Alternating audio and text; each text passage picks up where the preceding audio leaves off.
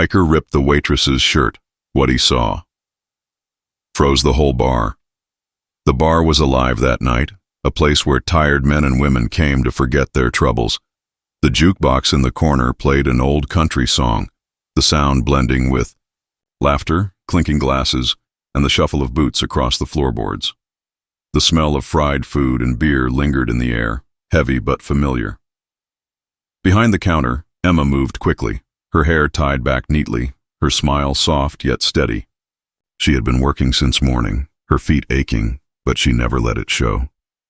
People came here not just for the drinks, but for her kindness.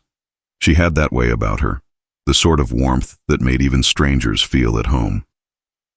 The door burst open, swinging wide enough to rattle the old bell fixed above it. A group of bikers strode in, their presence immediately commanding the room. They were loud, unapologetic, with tattoos inked deep into their skin and leather jackets that smelled of oil and the road.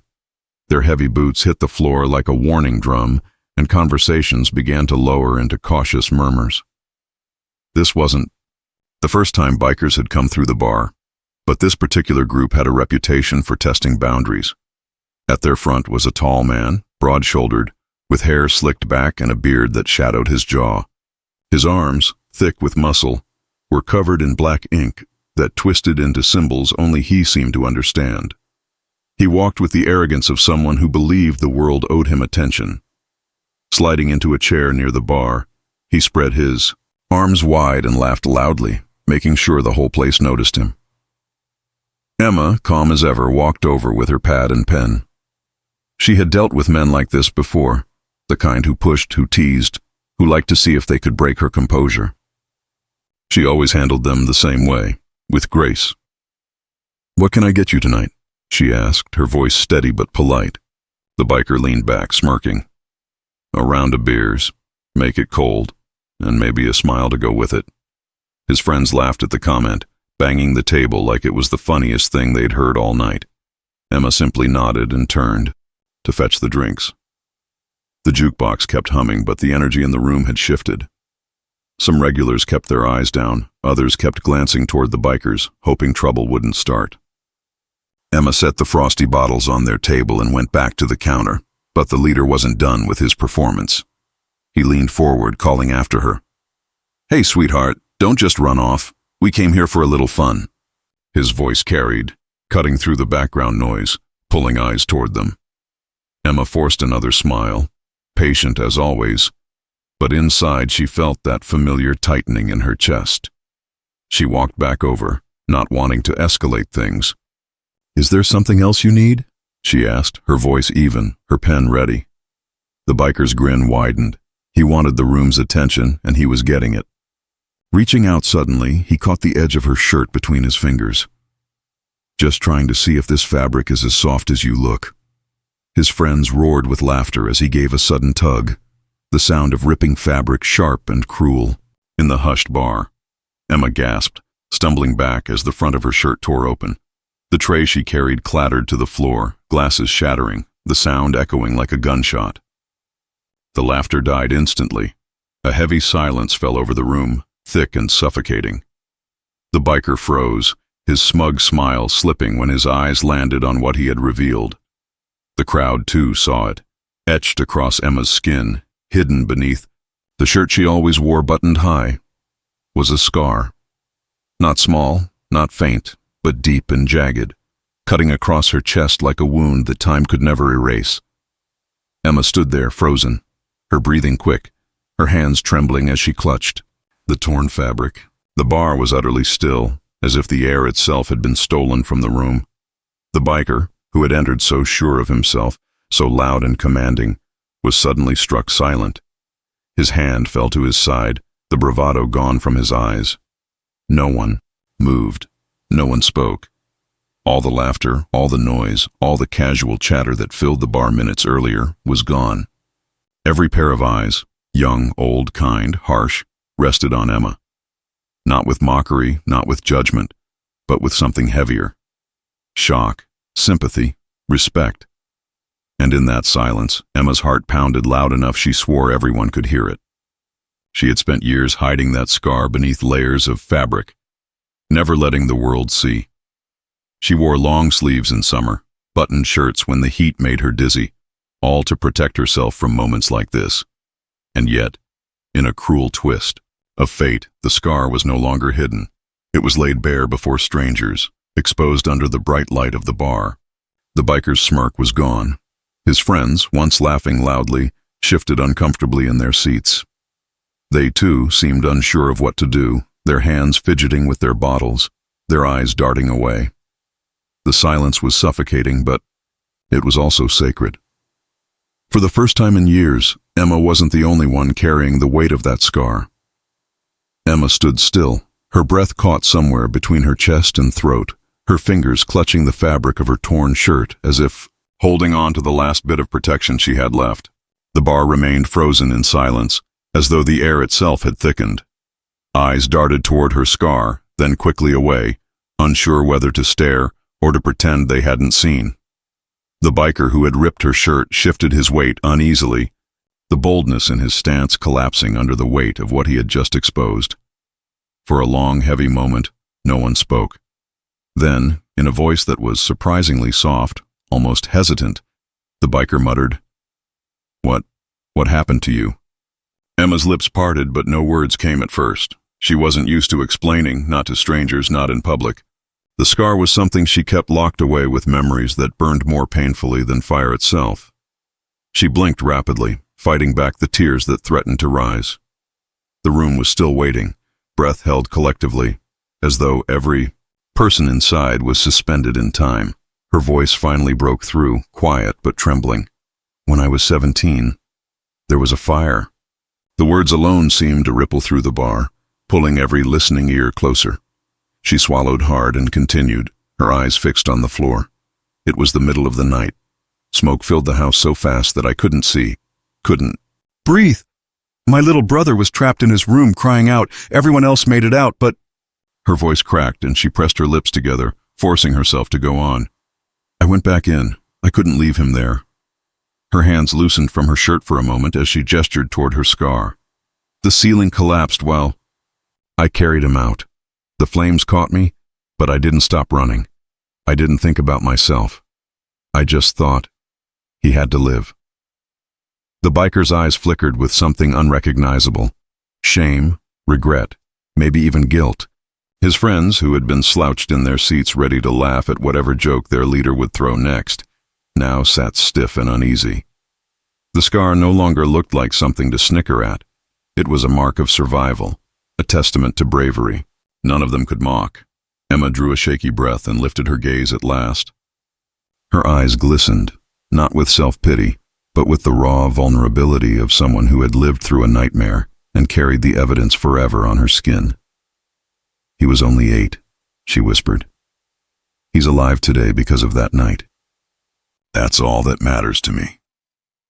A man at the corner of the bar cleared his throat, the sound breaking the suffocating silence. His expression was solemn, his head tilted slightly, as though he were looking at Emma with fresh eyes. A woman near the jukebox pressed a hand to her chest, visibly moved, her drink forgotten. Emma's story had taken the entire bar by the throat and quieted it into reverence. The biker's bravado had drained entirely. His hand, the same one that had torn her shirt, now fidgeted at his side as though he wanted to undo what he had done. He opened his mouth, but no clever remark came. Instead, a husky whisper escaped. "I didn't know." Emma gave a small, sad smile. "Of course you didn't," she said, her tone calm but weighted with truth. "Most people don't. They just see the outside. They don't ask." The silence lingered, but it wasn't the same silence as before. It was heavier, filled with respect, sorrow, and something unspoken that pressed against the hearts of everyone there. For the first time that night, the rowdy atmosphere of the bar had melted away, replaced by something fragile and human. The biker shifted again, his shoulders hunched now, his arrogance dissolved. His friends looked at him, waiting, but even they seemed reluctant to break the sacred stillness. Emma's story had dismantled their sense of superiority. She wasn't just a waitress to them anymore. She was something much greater. Emma exhaled slowly, her chest rising and falling, her voice steadying as she continued. I didn't tell anyone for years. I didn't want the looks, the pity. I didn't want people to see the scar before they saw me. That's why I cover it. Her hand brushed against the torn fabric at her chest. But it's not weakness. It's the proof that I fought for someone I love. The biker lowered his gaze, shame radiating off him in waves. His friends were quiet, each man absorbed in thoughts they probably hadn't confronted in a long time. Around the bar, people still stared, but it wasn't judgment anymore. It was awe. It was gratitude for hearing something raw and real in a place usually filled with shallow laughter and empty boasts. Emma stood straighter now. The tremble in her hands had eased, and though her voice was soft, it carried a power the bar couldn't ignore. For once, she wasn't the one hiding. The scar was exposed, yes, but so was her truth, and it demanded respect. The biker who had ripped her shirt swallowed hard, his lips pressed together as though he wanted to say something, anything, to make it right. But for the moment, words failed him, and perhaps, in that silence, words weren't needed. The biker's hand trembled as he reached for his leather jacket, the same jacket he had worn like armor every place he went, the same one that carried the scent of oil, smoke, and road dust. Slowly, almost timidly, he stood up and removed it from his shoulders. The bar was still hushed, every pair of eyes locked on him, waiting to see what he would do next. He walked toward Emma, his heavy boots echoing against the wooden floor, each step more hesitant than the last. When he reached her, he didn't meet her eyes right away. Instead, he gently draped the jacket over her shoulders, covering the torn shirt and the scar she had revealed. His hand lingered for a second, not in arrogance or control this time, but in an unspoken apology. His voice, once loud and booming, dropped into a tone that was almost unfamiliar, even to himself. "I'm sorry," he murmured, his words raw, breaking in his throat. "I thought I was being funny. I didn't know." Emma, still holding on to the torn edge of her shirt beneath the jacket, studied him for a moment. She could see the regret carved into his features, the way his eyes darted downward, the way his shoulders slumped as though the weight of shame had finally settled on him. She gave him a small, forgiving smile. It wasn't to excuse what he had done, but to acknowledge the change in him, however brief. The silence of the bar shifted, breaking into a soft sound. It was clapping. At first, just one person near the counter, hesitant and slow, then another joined in, and then another. The sound built, not wild or raucous, but steady, like a heartbeat. They weren't clapping for the biker, nor for the drama of the scene, but for Emma, for her strength, for her courage to stand tall when most would have crumbled. Emma's eyes widened, overwhelmed by the unexpected response. She had never imagined her story being laid bare like this, never imagined her scar being seen by so many, let alone honored. Her hand shook again, but not from fear this time. It was something else, something lighter, a release. The biker stepped back, letting the applause surround her. His friends exchanged uneasy glances, unsure of whether to join in or slink away quietly. One of them muttered something under his breath, but the leader silenced him with a glance. The man who had once strutted into the bar looking to own the room now stood small in comparison to the waitress he had humiliated. Emma's smile grew a little stronger. She didn't bask in the attention, but she didn't shy from it either.